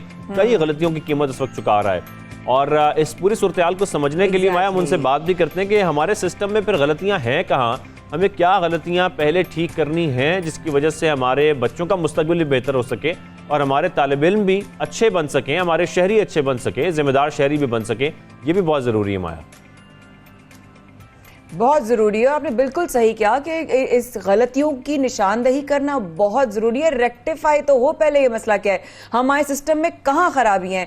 तो हमने chairman higher education commission doctor Tariq Banori साहब को ही दावत दी और उनका बहुत शुक्रिया के साथ उनको खैर मकदम करते हैं। थैंक यू सो मच, आपने हमें ज्वाइन किया डॉक्टर साहब। और जो आपका बयान था उसके हवाले से बहुत सारे सवालात भी उठे और मैं समझती हूँ कि इस तरह के सवाल उठने से सोल्यूशन की तरफ बढ़ा जा सकता है। लेकिन ये बताएं कि हर साल हमारे कई बच्चे ग्रेजुएट होते हैं लेकिन फिर नौकरियां नहीं मिलती, वजह आपकी नजर में क्या है? जी, आपको 5 लाख के करीब नॉर्मल यूनिवर्सिटी से, फिर कुछ इसके अलावा ये प्राइवेट और ऑनलाइन एग्जाम्स के थ्रू होते हैं। और हर जगह पे हमें मसला आ रहा है। सबसे बड़ा आपने अभी पढ़ा होगा, सिविल सर्विस के एग्जाम में कोई 40,000 अप्लाई करते हैं, 20,000 के करीब जो है इम्तिहान देते हैं और उसमें से 200 या 300 पास होते हैं। तो ये तो एक बहुत लम्हा फिक्रिया है कि ये 40 या 20,000 वो हैं जो हमारा हर इम्तिहान पास कर चुके हैं, लेकिन ये जब ऐसा एग्जाम आता है तो उसमें वो फेल हो जाते हैं। बाकी भी जो इंडस्ट्री के लोग हमसे बात करते हैं वो ये कहते हैं कि जी आपके जो ग्रेजुएट्स हैं वो तैयार नहीं हैं इसमें जॉब मार्केट में आने के लिए, हमें मज़ीद से उनको ट्रेनिंग करनी पड़ती है। हमने ये भी देखा है कि जो PhDs पाकिस्तान से प्रोड्यूस हो रहे हैं उनको भी हमें दोबारा से ट्रेन करना पड़ रहा है क्योंकि वो PhD की तालीम जो है वो काफ़ी नाक़िस है। तो और इसकी वजूहात जो हैं वो मैं कई जगह बयान कर चुका हूँ। असल एक तो मसला ये है कि जो प्रोफेसर्स हैं उनको इंसेंटिव जो है टीचिंग का नहीं है, हमने और इंसेंटिव दे दिए हैं। तो उनके लिए ज़्यादा ये है कि वो छापे, और वो भी अच्छे पर्चे नहीं छापे हैं, मतलब ऐसे फजूल किस्म के पर्चे छपवा रहे हैं और इस तरफ उनकी तवज्जो नहीं करा रहे हैं। और फिर वाइस चांसलर जो हैं उनके ऊपर गवर्नमेंट की भी इंटरफेरेंस ज़्यादा है, प्रोफेसर्स पे भी इंटरफेरेंस ज़्यादा है। तो वो हर वक्त जो है वो ऊपर देखते रहते हैं, स्टूडेंट्स की तरफ नहीं देखते। तो ये सारे निज़ाम को ठीक करने के लिए। डॉक्टर साहब, आप क्या समझते हैं, हमें जो तालीमी निज़ाम है इसमें जो पढ़ाने का एक रिवायती तरीका है उसको भी तब्दील करने की ज़रूरत है? क्योंकि जिस तरीके से हम देख रहे हैं कि स्किल्स डेवलपमेंट नहीं हो रही है और उनको बस जो एक रिवायती हमारा कोर्स चलता आ रहा है मुख्तलिफ डिग्रीज़ में वही पढ़ाया जाता है, वो ग्रेजुएट हो जाते हैं। जैसे कि आप PhDs का भी जिक्र कर रहे हैं, क्या तब्दीली उसमें भी लाने की ज़रूरत है इस वक्त? जी देखें, जहाँ तक कि जो करिकुलम एक लिहाज से करिकुलम, एक लिहाज से टीचिंग के जो तरीका है, ये दोनों काफ़ी इसमें वेरिएशन है। मतलब कुछ बहुत अच्छे भी असातिज़ा मौजूद हैं जो कि वाकई स्टेट ऑफ द आर्ट पढ़ाते हैं और उनके तरीके जो हैं वो बहुत वो हैं मुनासिब हैं। लेकिन वास्ट मेजॉरिटी में ना वो टेक्स्ट बुक सही तौर पे इस्तेमाल करते हैं, ना एग्ज़ाम सही तौर से बना सकते हैं। उनको सिखाया नहीं गया कि वो इस तरह से काम करें। करिकुलम भी बनाना जो है, ये सिलेबस बनाना, ये भी उनको नहीं सिखाया गया, तो उसमें बहुत ज़्यादा प्रॉब्लम है। हमने इस चीज़ के लिए एक national academy of higher education establish की ताकि प्रोफेसर्स को दोबारा रिफ्रेशर प्रोग्राम दिए जाएं ताकि उनकी जो स्किल्स हैं उसको स्टेट ऑफ द आर्ट तक लाया जाए। लेकिन मैं एक पॉइंट आपके पॉइंट पे कहना चाहता हूँ, अगर मुझे 1 सेकंड इजाजत दीजिए। जी। वो ये है कि हमारे यहाँ एक मफरूज़ा ये है कि स्टूडेंट्स को सिर्फ और सिर्फ स्किल्स पढ़ाए जाएं। असल में चीज़ ये है कि जब हम जब आप खुद भी सोचें, जब आप बहुत प्यारी बात की, यंग लोगों को जब आप हायर करते हैं तो पूरा एक इंटीग्रेटेड पर्सन को देखते हैं कि ये इसकी क्यूरियोसिटी है, काम कर सकते हैं, लोगों के साथ मिल के काम कर सकते हैं, लीडरशिप पोटेंशियल है। तो ये सारी चीज़ें यूनिवर्सिटी में वो होती हैं, परवान चढ़ती हैं। और अगर हम उनको नहीं उनमें इंस्टिल कर रहे तो वो फिर आके उनको आगे दिक्कत पेश आएगी। सो सिर्फ स्किल्स की बात नहीं होती, it is the creation of the integrated personality that is the challenge. जी फरमाइए। बहुत जबरदस्त बात की डॉक्टर साहब, क्योंकि ऑब्वियसली इसी बात से जुड़ते हुए अगला सवाल मेरे जहन में आया कि पूरी दुनिया में बच्चों के एजुकेशन सिस्टम के लिए बहुत ही अपग्रेडेड सिनेरियोज पैदा किए जाते हैं, सिचुएशंस क्रिएट की जाती हैं, उनके लिए सिस्टम बनाया जाता है। अगर मैं आपसे कहूं कि हमारे निज़ाम को बेहतर बनाने के लिए किस तरह के इक़दाम की फौरी ज़रूरत है आपकी नज़र में? देखिए, जब मैंने HEC के चेयरमैन का चार्ज लिया तो उस वक्त भी मैंने ये 5 तरजीहात का अनाउंस किया था कि ये हमारी वो हैं। एक तो ये है कि क्वालिटी पे 20 साल से कोई तवज्जो नहीं दी गई, सिर्फ क्वांटिटेटिव नंबर्स पे तवज्जो दी गई है। उसकी वजह से क्वालिटी में बहुत इन्हतात आया है। तो मेरा एक पहला कंसर्न ये था कि क्वालिटी के ऊपर फोकस करें, प्रोफेसर्स को, वाइस चांसलर्स को, HEC को, तमाम लोगों को। और इसमें काफ़ी चीज़ें हमने की हैं, पॉलिसीज चेंज की हैं एक्सेट्रा। नंबर 2 जो हमारा वो है तरजीहात में है, it is the autonomy of universities. इस वक्त यूनिवर्सिटी जो है, वाइस चांसलर डरे होते हैं, कोई कहीं पे सिलेक्शन कमेटी बना दी जाती है, उसमें चोर किस्म के लोगों को लगा दिया जाता है, वो उनसे डरते हैं। फिर गवर्नमेंट में वो सेक्शन ऑफिसर को मिलने के लिए 2-2 दिन इंतजार करते हैं। वाइस चांसलर्स की बुरी हालत है। तो university should be completely autonomous. Government हत्तल इम्कान कोशिश करे कि बस अब निकल जाए, ये उनके बस का काम नहीं है। जो हम एक्सपर्ट्स हैं हमें करने दें। और डॉक्टर साहब यहाँ पर मैं मैं बस बात खत्म करें। नंबर 3 एकेडमिक फ्रीडम, प्रोफेसर्स के पास फ्रीडम होनी चाहिए। नंबर 4 अकाउंटेबिलिटी, ये बहुत बड़ा मसला है, आपने मेरी और भी बयान सुने होंगे इसके ऊपर, और उसके बाकायदा सिस्टम है जो हमने नहीं पनपती दिए। And number 5 service to society, which means research जो है वो सोसाइटी को सर्व करे, बजाय इसके कि वो कोई अजीब व गरीब थे वो करें। जी फरमाइए। सर्विस टू सोसाइटी बहुत ज़रूरी है। लेकिन डॉक्टर साहब, जिस तरीके से हम यहाँ पर ये भी देखते हैं, हमारे ग्रेजुएट्स होते हैं, मैं बड़ा आपसे एक आम सवाल करना चाह रहा हूँ कि हमारे ग्रेजुएट्स पास आउट होते हैं, उसके बाद वो जॉब की तलाश में निकलते हैं, जॉब के उसूल के लिए जाते हैं, तो डिग्री उनके पास होती है, उन्होंने पढ़ा भी होता है, उनके पास नॉलेज भी होती है, लेकिन उनको अपने आप को प्रेजेंट करना होता है, उनकी नॉलेज भी देखी जाती है, उनके स्किल्स देखे जाते हैं, उनके टैलेंट पर उनको जॉब्स दी जाती हैं कि भाई यहाँ पर हमारी कंपनी में आने के बाद क्या ये इन स्किल्स के साथ साथ काम कर सकता है, हमारी कंपनी को आगे बढ़ा सकता है। ये तमाम चीज़ों को मद्देनज़र रखते हुए एक ओवरऑल पर्सनैलिटी डेवलपमेंट कितनी ज़रूरी है, क्योंकि आपने अपनी बात में ये भी जिक्र किया है कि अच्छे शहरी बनना भी बहुत ज़रूरी है। तो अच्छे शहरी के साथ साथ आपकी पर्सनैलिटी डेवलपमेंट और आपके स्किल्स, इन सब पर काम होना कितना ज़रूरी है यूनिवर्सिटी के अंदर? जी देखें, हम जो अंडर ग्रेजुएट एजुकेशन पर ख्वाहिश है कि आप उस पर एक प्रोग्राम करें। उसमें हमने ये 3 टाइप्स के डोमेन्स को डिफाइन किया था। एक तो ये है कि हर तालीम याफ्ता शख्स को ओवरऑल पता होना चाहिए कि ह्यूमन नॉलेज किस लेवल पे पहुंच चुकी है, एक broad sweep of human knowledge. उसमें general science, social science etcetera, और फिर अंग्रेजी और मैथमेटिक्स और ये सब चीज़ें। फिर उनका अपना डिसिप्लिन होना चाहिए, जो भी वो पढ़ रहे हैं, चाहे फिजिक्स पढ़ रहे हैं, चाहे इंजीनियरिंग पढ़ रहे हैं, चाहे इकोनॉमिक्स। एंड नंबर 3 हमने प्रैक्टिकल स्किल्स पे बहुत जोर दिया कि प्रैक्टिकल स्किल्स उनको आने चाहिए कि जॉब्स में क्या होता है, बिजनेसेस कैसी होती हैं, पॉलिटिक्स में क्या होता है। तो उन सब के लिए हमने एक तरीका इनके लिए तजवीज़ किया है कि ऐसे ऐसे आप इनको बनाएं। इसके अलावा और भी बहुत सी चीज़ें हैं जो कि यूनिवर्सिटी को करनी चाहिए, जो नहीं कर रही, मगर ये कम से कम एक बुनियादी चीज़ है जो मैं आपके सामने रखूँ। ये बुनियादी चीज़ें हैं, बिल्कुल बिल्कुल। Chairman higher education commission doctor Tariq Bin Noori साहब मौजूद थे। आपने बहुत अच्छे तरीके से हमें भी समझाया, हम श्योर बहुत सारे लोगों को जो है वो आपके बयानात के हवाले से बहुत सारी चीज़ें क्लियर भी हो गई होंगी। आपने बड़ा अच्छा कहा कि अच्छे तालिब इल्म और एक अच्छा शहरी पर आपने जोर दिया, और तो बहुत शुक्रिया आपके वक्त का। Thank you so much for joining us.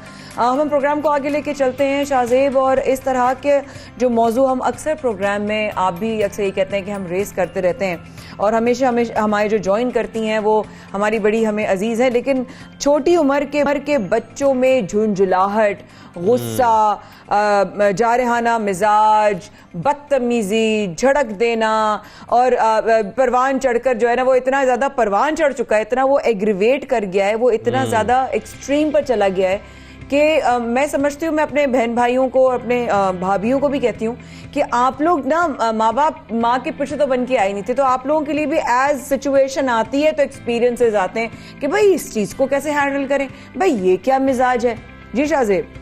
बिल्कुल माया, आप ठीक कह रही हैं। और जिस तरीके से हम आजकल खासतौर पर मैं तो ये नोट करता हूँ, अब मुझे नहीं पता बाकी सब भी नोट करते हैं नहीं करते, कि बच्चों में जो एग्रेसिव बिहेवियर है वो बहुत ज़्यादा नज़र आता है। और अब इसकी वजूहात क्या हैं, बुनियादी वजूहात क्या हैं? क्या उनको ज़्यादा डांटना है, ज़्यादा रोकना टोकना है, या जिस तरीके से वालिदैन आजकल कुछ बहुत ज़्यादा तवज्जो भी दे रहे हैं, ये भी एक वजह हो सकती है कि आजकल बहुत ज़्यादा कंसर्न्ड होते हैं उनकी छोटी छोटी बातों के ऊपर, उनको खुलकर अपना खेलने नहीं दिया जाता या बहुत ख्याल रखा जाता है, क्या ये भी एक वजह बन सकती है माया?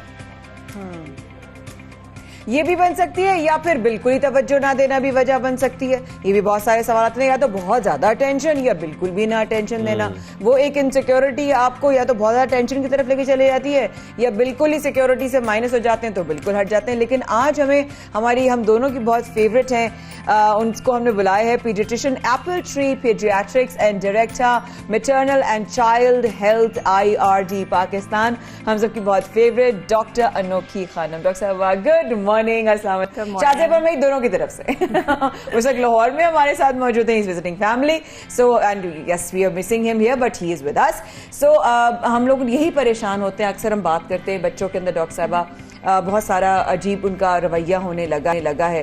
तो सबसे पहले तो मैं आपकी चाहूंगी इस हवाले से कि बच्चों को स्कूल भेजने की जल्दी, उसकी शख्सियत पे बच्चों को पैदा होता नहीं है, उसको स्कूल भेजने की टेंशन शुरू हो जाती है, इसको स्कूल भेजना है, उसको स्कूल भेजना है, तो ये क्या असर डाल सकती है बच्चे को बहुत ज़्यादा प्रेशर करने के लिए? ओके, सो आप बस सोचें कि ये बच्चा, आप बच्चे को बच्चे होने नहीं दे रहे। वाह, बच्चे को बच्चे होने नहीं दे रहे। जबरदस्त बात की है। 3 साल का बच्चा, मुझे कॉल्स आते हैं 3 साल का बच्चा नहीं लिख सकता है, मैं क्या करूं? मैंने बोला 6 साल से पहले बच्चा का लिखने की जरूरत नहीं है, उनकी हड्डियां नहीं है, उनकी कोऑर्डिनेशन नहीं है। वो चंद बच्चे 4 साल से लिखने शुरू करते हैं, मगर ज्यादातर बच्चे 6 साल से they are ready, they are mature, उस उम्र पर वो लिखना शुरू कर सकते हैं। अगर आप देखते हैं ना, best educational system in the world for example is Finland, ठीक है? फिनलैंड में वो बच्चे को अल्फाबेट कुछ नहीं सिखाते 6 साल से कम उम्र के बच्चे को। 6 साल के कम उम्र के बच्चे is about community, about interaction, about social awareness. Doctor साहब कॉन्फिडेंस पे फोकस सोशल अवेयरनेस की हम बात कर रहे हैं, कॉन्फिडेंस। अभी माया हम कुछ देर पहले भी बात कर रहे थे ना, जब हमारे साथ हायर एजुकेशन के चेयरमैन थे, कि जिस तरीके से हमारे यहाँ तालीम का सिर्फ एक प्रेशर होता है, बच्चों के ऊपर भी हम सिर्फ एक प्रेशर डालते हैं, उनके भारी भरकम बैग्स होते हैं और बहुत उनके ऊपर प्रेशर होता है, लेकिन वो सीख क्या रहे हैं, वो आगे बढ़ कैसे रहे हैं? क्या आप समझते हैं डॉक्टर साहिबा कि ये प्रेशर की वजह से भी, हमारे तालीमी निज़ाम के प्रेशर की वजह से भी, वालिदैन के प्रेशर की वजह से भी बच्चे अब बच्चे नहीं रहे हैं और उनके अंदर बड़ा एक एग्रेसिव बिहेवियर आ गया है?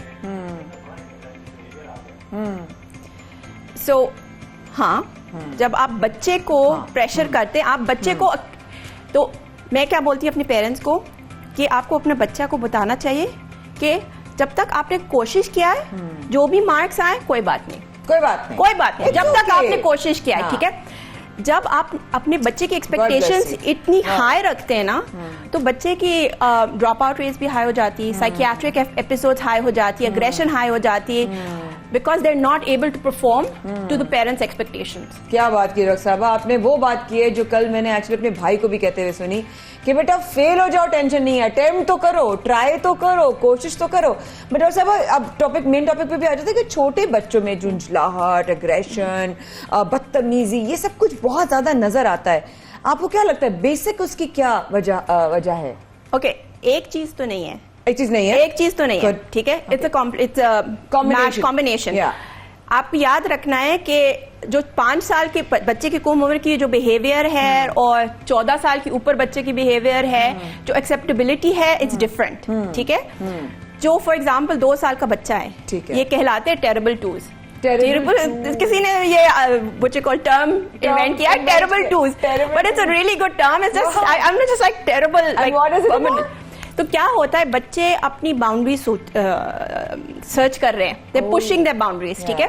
तो क्या होता है कि बच्चा कैन नॉट एक्सप्रेस, उनको एक्सप्रेस करना नहीं आता कि क्या चाहिए, ठीक है? उनको सर्जन चीज समझ में नहीं आता है। तो क्या होता है, आप मार्केट में खड़े हैं, बच्चा सडनली जमीन पर चीख पुकार रो रहा है, चीजें मार रहा है, ये सारी चीजें, और फिर नेचुरली पेरेंट्स परेशान हो जाते हैं। जब आप इसके अंदर जाते हैं, बोलते नहीं मत को, आपको एम्बैरसमेंट हो रही है ना, तो आप कोशिश कर रहे हैं कि इसको बंद करने के लिए। तो अगर ये रो रहा है या ये रो रही है कि मुझे चॉकलेट चाहिए, तो आपने चॉकलेट दे दी, चुप कराने के लिए, ठीक है? तो ये सबसे ज्यादा गलत बात है। जब बच्चे ऐसे, जो छोटे वाले ऐसे टैंट्रम करें, इग्नोर देम, वहां पर खड़े हो, देखो कि बच्चा इज सेफ, ठीक है, वेरी इंपॉर्टेंट, बच्चा है सेफ, मगर करने दो। चीखना है, जब चीखना बंद तो आप बोल रहे हैं अब खत्म, ठीक है, लेट्स टॉक। अभी आपको पता है कि अभी चॉकलेट नहीं मिलेगा, खत्म कर लो। तो वो इसी तरीके से लर्न करते हैं। दूसरे मेडिकल फैक्टर्स भी होते हैं, ठीक है। जब आप पेशेंट मेरे पास आते हैं, पेरेंट्स मेरे पास आते हैं, आप पूछते हैं कि बच्चे के पास जो भी चीज है, बीमारी या बिहेवियर, अच्छा, तो पहली चीज बात मैं पूछती हूँ, स्लीप टाइम क्या है, आपके बच्चे का स्लीप हाइजीन कैसे लगता है, टाइम पर सो रहे हैं। मेरे पास पेरेंट्स आते, छोटे छोटे बच्चे तो 1-2 बजे सुबह सो रहे हैं, कमाल है वैसे, ठीक है। तो मैं हर वक्त बोलती हूँ that's the first thing, sleeping. जो रात में होता है वो दिन में नैप्स में नहीं कवर कर पाता, नहीं कवर कर पाता है, रात की नींद है। और जब बच्चा, और फिर ब्रेन डेवलपमेंट भी होती है रात में, और फिर बच्चा जो दिन में, जिसको रात में नींद नहीं आई, सही से सो ही नहीं पाया, तो क्या होता है दिन में, ये बच्चा हमारे जैसे जो ऐसे सोए हुए नहीं आते, वो बहुत हाइपर एक्टिव बन जाते हैं, बहुत चिड़चिड़ाते हैं, हाइपर पाते हैं, इधर उधर चीखना, क्योंकि उनको वो बहुत थके हुए हैं। तो फर्स्ट थिंग इज स्लीप, ठीक है। So actually they are sleep deprived. Yes. So वही एक चीज है, sleep deprived children, the behaviour, parents सोचते हैं कि मगर दिन में सो जाते हैं, that does not make up the lack of night sleep, ठीक है। नंबर 2, हमारा फेवरेट स्क्रीन टाइम, ठीक है। तो screen time it's like, parents आते हैं and I am just like, your phone is not a baby sitter. ये जो स्क्रीन टाइम होती है ना, जब आप बैठते हैं ना, तो दिमाग में, जैसे मैं पेरेंट्स को बोलती है, एडिक्शन है, आप अपने बच्चे को कोकेन देंगे, चरस देंगे, बोला नहीं, तो स्क्रीन क्यों दे रहे हैं? और अगर देना है तो रिस्ट्रिक्टेड टाइमिंग्स होती है, ठीक है, because nowadays you can not have a child, it's very difficult to have a child who has never been exposed to screen, ठीक है, मतलब restricted timing, healthy diet, proper exercise, ये सारी चीजें कंबाइंड होती है। और याद रखना, जो भी आप 5 साल के कम उम्र के बच्चे में जो हैबिट्स आपने इंस्टिल किया है, ये जिंदगी भर रहेंगे। अगर आप 5 साल के कम उम्र के बच्चे को सही से चीजें नहीं सिखाएं, तो आप 10-14 साल के बच्चे को कैसे सिखाएंगे? उस वक्त तक वो पूरी खत्म हो जाती है। You can't change them, very difficult. तो आज हमने डॉक्टर नूकी खानम से 2 से 3 चीजें, तो मैंने आज मेरा टेक अवे है, एक तो ये कि अगर छोटा बच्चा एग्रेसिव हो रहा है, गुस्सा कर रहा है, तो उसको थोड़ी देर के लिए छोड़ दें, मेक श्योर कि वो सेफ है, महफूज है और कोई उसको खतरा नहीं है, उसको छोड़ दें, उसको चिल्लाने दें। उसके बाद जब वो चुप हो जाए, अपना फेफड़े साफ कर ले रो के, फिर उसके बाद उससे बात की जाए। स्क्रीन टाइम आप क्या दे रहे हैं, कब बच्चा सो रहा है, क्या खा रहा है, ये सब चीजें उसके गुस्से वाले, पता नहीं क्यों नहीं है, पता नहीं होना चाहिए, रीजन होता है हर चीज का। थैंक यू डॉक्टर साहबा, जब भी आप आती हैं you enlighten us with so much knowledge, thank you, God bless you. और आज प्रोग्राम में शाहजेब और माया की तरफ सिर्फ बस इतना ही, लेकिन बहुत कुछ सीखा हमने भी, उम्मीद है आप लोगों ने भी बहुत कुछ आज जो है वो आप लोगों के स्ट्रॉन्ग टेकअवेज रहे होंगे।